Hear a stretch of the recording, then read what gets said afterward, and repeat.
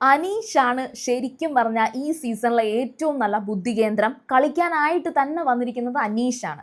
അതുകൊണ്ട് മീൻസ് എല്ലാവരും പറയുന്നുണ്ട് ചൊറിയനാണ്, ആദ്യമേ കയറി ചുമ്മാ ഷോ ഇറക്കുകയാണ്, അല്ലെങ്കിൽ ജോക്കർ ആവുകയാണ് എന്നൊക്കെ. പക്ഷെ ജോക്കർ ആയാലും ശരി, ഹീറോ ആയി തന്നെയാണ് ഇപ്പോഴും നിൽക്കുന്നത്.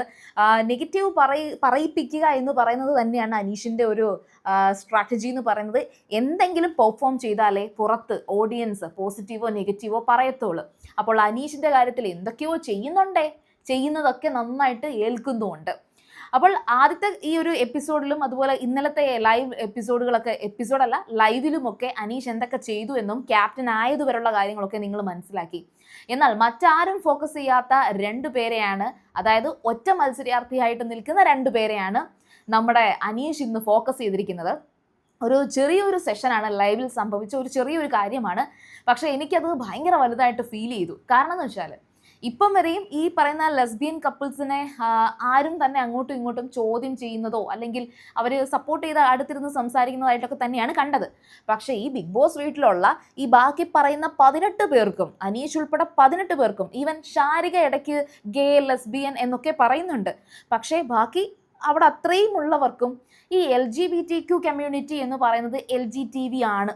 അതായത് അവർ പരിഹസിക്കുന്ന ആൾക്കാരൊക്കെ തന്നെയാണ്. എല്ലാ സീസണിലും ഉണ്ട് കേട്ടോ ഇമാതിരിയുള്ള വർത്തമാനങ്ങളും ഇത്തരത്തിലുള്ള പരിഹാസങ്ങളും. അപ്പോൾ ഈ സീസണിൽ, കഴിഞ്ഞ സീസണിൽ കണക്കുള്ള വളരെ ഏജ്ഡ് ആയിട്ടൊക്കെ ഇപ്പം ജാൻമോണിയുടെയൊക്കെ കാര്യത്തിൽ നമ്മൾ കുറേ അധികം അങ്ങോട്ടും ഇങ്ങോട്ടും ചീത്ത വിളിക്കുകയും ഒക്കെയാണ് നമ്മൾ കണ്ടത്. പിന്നെ റിയാസിനെ ഈ ഒരു രീതിയിൽ കളിയാക്കിയിട്ടുണ്ട്. പിന്നെ നമ്മുടെ നാദിറയും, പക്ഷെ നാദിറ നല്ല അടിപൊളി പ്ലെയർ ആയിരുന്നു. അതേപോലെ തന്നെ ഈ സീസണിൽ ആദില ആൻഡ് നൂറയാണ്. ഞാൻ ഒരുപാട് മീൻസ് നൂറയിൽ ഞാൻ അധികം എക്സ്പെക്റ്റേഷൻസ് വെച്ചിട്ടില്ലായിരുന്നു. പക്ഷെ അനീഷ് നല്ലൊരു പണി കൊടുത്ത് രണ്ടുപേരെയും ഒരേപോലെ നന്നായിട്ട് ഇറിറ്റേറ്റ് ചെയ്യിപ്പിക്കുന്നുണ്ട്. അപ്പോൾ സംഭവം എന്താണ്, ലൈവിൽ നടന്ന സംഭവം എന്താണെന്ന് ഞാൻ പെട്ടെന്ന് പറയാം.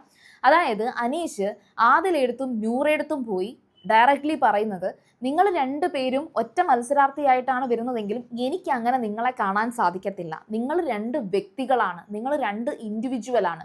അപ്പോൾ നിങ്ങൾക്ക് രണ്ടുപേർക്കും രണ്ട് വ്യത്യസ്ത അഭിപ്രായങ്ങളായിരിക്കുമല്ലോ ഉണ്ടാവുക. അപ്പോൾ എങ്ങനെയാണ് നിങ്ങളെ മത്സരാർത്ഥികളായിട്ട് ആ ഒരു തരത്തിൽ കാണാൻ സാധിക്കുക? ഇപ്പോൾ ബിഗ് ബോസ് തരുന്ന ഒരു ടാസ്കിൽ നിങ്ങൾ ഒന്നിച്ച് ഒറ്റക്കെട്ടായിട്ട് മത്സരിക്കുന്നത് കണക്കായിരിക്കത്തില്ല ഒരു ഒപ്പീനിയൻ പറയുമ്പോൾ. അങ്ങനെ പരസ്പരം പറഞ്ഞ് അവരെ പരസ്പരം ഒന്ന് തെറ്റിക്കാൻ നോക്കുന്നുണ്ട്, അവരെ തമ്മിൽ അടുപ്പിക്കാൻ നോക്കുന്നുണ്ട്.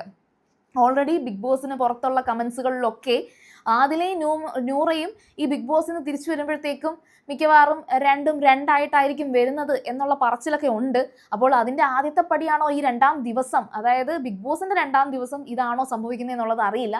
ഏതായാലും ശരി, ഇവരുടെ ഇടയിൽ അത് ഒരല്പമൊക്കെ വർക്കൗട്ടായി. അപ്പോൾ അങ്ങനെ ഒരുപാട് ഇറിറ്റേറ്റ് ചെയ്തപ്പോഴത്തേക്കും ആദില തന്നെ പറയുന്നുണ്ട്, ആദിലയ്ക്ക് ആ ടാസ്കിൻ്റെ ഇടയിൽ ക്യാപ്റ്റൻസി ടാസ്കിൻ്റെ ആ ഒരു ഇത് വന്നായിരുന്നല്ലോ.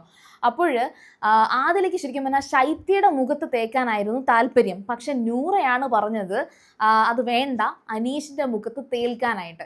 പക്ഷെ അവിടെ ആ നൂറ പറഞ്ഞ കാര്യമാണ് സംഭവിച്ചത്. അവർ അനീഷിൻ്റെ മുഖത്താണ് ആ പത തേച്ചത്. അപ്പോൾ ഉടനെ ഇത് കിട്ടിയ ചാൻസ് ആണ്. അനീഷ് അത് വിട്ടുകൊടുത്തില്ല. അനീഷ് പറഞ്ഞു, കണ്ടോ. അപ്പോൾ ഇപ്പോൾ ഇവിടെ ആരാണ് ഡോമിനേറ്റ് ചെയ്തത്? നൂറയാണ് ഡോമിനേറ്റ് ചെയ്തത്. നൂറ പറഞ്ഞതാണ് നടന്നത്. ശരിക്കും പറഞ്ഞാൽ ശൈത്യയുടെ മുഖത്ത് തേക്കണമായിരുന്നല്ലോ, അത് നടന്നില്ലല്ലോ. അപ്പോൾ ഇവരുടെ ഇടയിൽ അതൊരു പ്രശ്നമായിട്ട് വന്ന് അവസാനം ഇവർ രണ്ടുപേരും അനീഷിൻ്റെ പിന്നാലെ നടന്ന് പിന്നെ അങ്ങോട്ടും ഇങ്ങോട്ടും ഒക്കെ സംസാരങ്ങളുണ്ട്. പക്ഷെ വളരെ പെട്ടെന്ന് തന്നെ ആ ഒരു കോൺവെർസേഷൻ അവിടെ അവസാനിച്ചു. പിന്നെയും ആദിലയും നൂറയും ഒന്നിച്ച് ഇതൊന്നും സംഭവിക്കാത്ത കണക്കൊക്കെ തന്നെ അവരൊന്നിച്ച് പോകുന്നുണ്ട്. പക്ഷേ ഇത് ദിവസം 2 ആയിട്ടുള്ളൂ. അപ്പോൾ ഇനി വരാൻ പോകുന്ന ദിവസങ്ങളിൽ ഇതേ കണക്കുള്ള അഭിപ്രായ വ്യത്യാസങ്ങളൊക്കെ അനീഷിന് ഉണ്ടാക്കാൻ സാധിക്കുകയാണെങ്കിൽ ഇവരുടെ ഇടയിൽ തന്നെ ഒരു വലിയ ഗെയിം അവിടെ നടക്കും. അപ്പോൾ നമുക്ക് കാണാം. അതുപോലെ ലൈവ് അപ്ഡേറ്റ്സിനായിട്ടും എപ്പിസോഡ് ഫുൾ റിവ്യൂവിനായിട്ടും സീരിയൽ ഗ്രാൻഡ്മ സബ്സ്ക്രൈബ് ചെയ്യുക, ഫോളോ ചെയ്യുക, അതുപോലെ സപ്പോർട്ട് ചെയ്യുക.